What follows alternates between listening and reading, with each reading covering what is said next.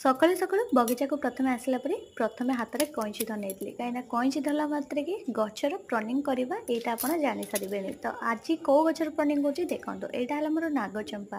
ତ ନାଗଚମ୍ପାଟାକୁ ମୁଁ ପ୍ରନିଂ ଏଥିପାଇଁ କରୁଛି, ଯେହେତୁ ଏଇଟା ଗୋଟେ ହାର୍ଡ ପ୍ରନିଂ କଲା ପରେ ଢେର ସାରା ଡାଳ ପାଇଲେଣି, ତ ଭାବିଲି ଏଇ ଗଛଟା ଅଧିକ ଡେଙ୍ଗା କରିଦେଲେ ପବନ ବାଜିବା ବେଳେ ଯେଉଁ ଭାଙ୍ଗିଯାଏ ନା କିଛିଟା ଡାଳ କେନା, ତ ସେ କଷ୍ଟଟା ବହୁତ ଅଧିକା ଲାଗେ। ତ ସେଥିପାଇଁ ଭାବିଲି ନିଜେ କାଟିଦେବା ସବୁଠୁ ଭଲ ରହିବ।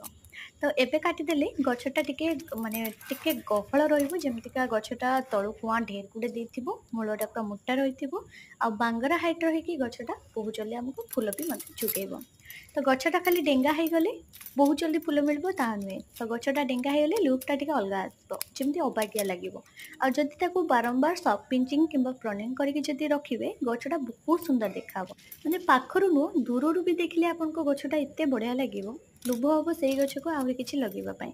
ତ ଗଛ ତ ମୁଁ କାଟିଦେଲି, କାଟି ସାରିଲା ପରେ କାଟିଥିବା ଜାଗାରେ ମୁଁ ଟିକେ ଲଗେଇଦେଲି କାଦୁଅ। ଆଉ ଯେଉଁ ଡାଳଟା କାଟିଥିଲି ତାକୁ ନେଇକି ଚାଲି ମୋର କାଠ ଚମ୍ପା ଯେଉଁଠି ଲାଗିଛି ତାରି ମୂଳରେ ପୋତିଦେବି। ଏଇଟା ବି ମଧ୍ୟ ଗୋଟେ ଛୋଟ କଅଁଳିଆ ଡାଳ, ଇଏ ବି ମଧ୍ୟ ଆରାମସେ ଲାଗିଯିବ। ତ ଏଇଭଳି କରିକି ମୁଁ 3ଟା ଗଛ କଲେଣି। ଭିଡ଼ିଓଟି ଭଲ ହେଇଥିଲେ ଲାଇକ୍ କରନ୍ତୁ, ଏଇଭଳି ନୂଆ ନୂଆ ଭିଡ଼ିଓ ଆଗକୁ ବି ମଧ୍ୟ ସେୟାର କରିବେ। ରହିଲି, ଜୟ ଜଗନ୍ନାଥ।